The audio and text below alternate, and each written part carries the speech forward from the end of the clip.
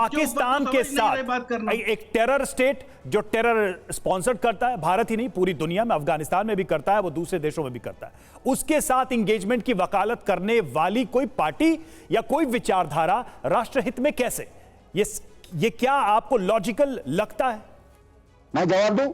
मैं ऐसा है, अवधेश जी से सवाल, मैं तो किसी पर व्यक्तिगत टिप्पणी नहीं करता हूं, लेकिन नहीं, अवधेश जी ये भी पूछा है, बीजेपी ने ये भी पूछा है सवालों में, क्या कांग्रेस जम्मू कश्मीर की अर्थव्यवस्था को फिर से भ्रष्टाचार की आग में झोंककर पाकिस्तान समर्थित गिने चुने परिवारों के हाथों में सौंपना चाहती है? ऐसा है, देखिए, पाकिस्तान का जिक्र इसलिए हो रहा है क्योंकि सीधा कनेक्शन है, आतंकवाद का रिश्ता पाकिस्तान से है, और वो जिस तरह से पनपाता है, पेनिट्रेट करता है जम्मू कश्मीर में, वो जग जाहिर है। तो ऐसे में कांग्रेस क्या इसका समर्थन करती है? सवाल ये था। बीजेपी अगर सवाल नहीं पूछती तो क्या ये सवाल नहीं थे? नेशनल कॉन्फ्रेंस की घोषणा और अभी जो कुछ कहा जा रहा है, वैसे तो कांग्रेस के प्रवक्ता नीरज जी जो है बहुत सभ्य तरीके से बात करते हैं और मुझे अच्छा भी लगा। बहस ऐसे ही होनी चाहिए अपनी बात कहने में, लेकिन दुर्भाग्य है कि जिस कश्मीर से, जिस पाकिस्तान से बातचीत मनमोहन सिंह सरकार ने बंद कर दिया मुंबई अटैक के बाद, आप सोचिए जिससे बातचीत बंद कर दिया, मनमोहन सिंह कई बार कार्यक्रम बना, 10 साल पाकिस्तान नहीं गए, और उसको इस समय कांग्रेस कह रही है कि उनसे बातचीत करो। दूसरी बात कि पाकिस्तान के नेताओं की आपस में बात नहीं हो रही है, पाकिस्तान अपने ध्वस्त होने पर लगा हुआ है। देखिए, जम्मू कश्मीर किसी भी स्तर पर आज की हालत में अब पाकिस्तान से जुड़ा हुआ मसला नहीं है, ये भारत का आंतरिक मसला है। पाकिस्तान से तो है कि भैया आप पीओ के जो दखल किए हुए हो कब खारिज करोगे, आम भारतीय की तो यही धारणा है। अब 4 बातें इसमें आइए, पहले बता रहा हूं, जम्मू कश्मीर को पूर्ण राज्य का दर्जा दे दो। अरे भाई, जम्मू कश्मीर पूर्ण राज्य था कब? जिस राज्य में भारत के नागरिकों को नागरिकता प्राप्त नहीं हो, वहां जो वाल्मीकि लोग ले जाए गए, उनको वहां की नागरिकता नहीं है, वो पीएचडी कर लें तब भी वो भंगे ही रहेंगे, वही काम करेंगे। जो भारत के लोकसभा के चुनाव के लिए वोट डाल देंगे, वहां विधानसभा चुनाव में वोट नहीं डालेगा।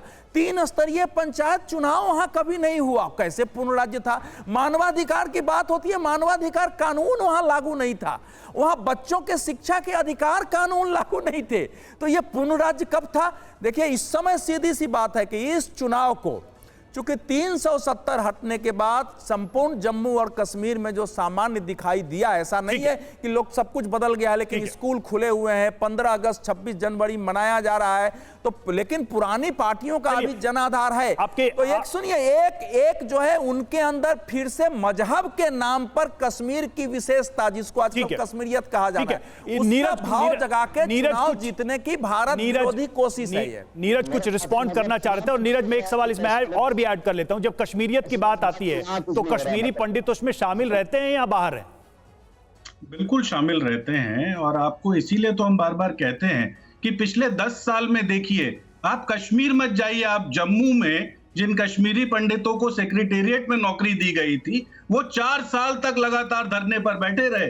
आपको इस बात के बारे में मालूम नहीं होगा, कश्मीरी पंडितों के ऊपर लगातार पिछले 10 साल के अंदर जो अत्याचार हुए, आपको वो मेडिकल शॉप याद होगी ना श्रीनगर की, जहां गंजू जी को दिन दहाड़े मार दिया गया, वो तो इसी 10 साल में हुआ।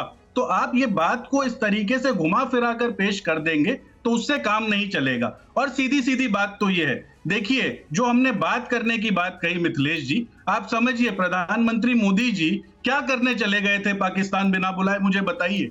आपको ये बात तो पता है ना कि कांग्रेस ने हमेशा मेंटेन किया है कि ये हमारा इंटरनल इशू है, लेकिन पिछले 10 निधि जी, मुझे बस एक लाइन कंप्लीट करने दीजिए। पिछले 32 महीने के अंदर जब 51 से ज्यादा हमारे जवानों को शहीद कर दिया गया, 21 से ज्यादा सिविलियंस को शहीद कर दिया गया, तो आपको लगता है कि जो सोर्स ऑफ टेरर है, आपको उसके साथ तो बात करके उसको सुलझाना होगा और उसको समझाना होगा। 10 सेकंड रिस्पॉन्ड करना चाह रहे हैं। देखिए, दो बातें मुझे कहनी है। ये बात ठीक है कि मोदी जी 2015 में गए थे, लेकिन उसके बाद इसी सरकार ने 2016 में रात में घुस के उनके सैनिकों को, उनके पाकिस्तानी आतंकवादियों को मारा और इधर से लौट के फोन कर दिया कि आप लाश ले जाओ। और उसके बाद पाकिस्तान पर बमबारी भी की। और जहां तक महबूबा मुफ्ती का सवाल है, वो थोड़ा सा समय वो गलत बोल गए। 2018 में अमित शाह खड़े नहीं थे, महबूबा मुफ्ती से सुना ना, महबूबा मुफ्ती सरकार से समर्थन वापस लिया और 2019 के बाद इसी सरकार ने उनको जेल में डाल दिया। तो दोनों बातें करनी पड़ेगी ना, एक बात से नहीं होता। एग्जैक्टली, मैं यही कहना चाह रही हूँ कि कैसे कोई समर्थन कर सकता है जिस देश से इतना आतंकवाद फैल रहा है, उसके साथ बातचीत करने का या LOC ट्रेड करने का कैसे कोई व्यक्ति समर्थन कर सकता है? ये हमारे देश की नीति के खिलाफ है।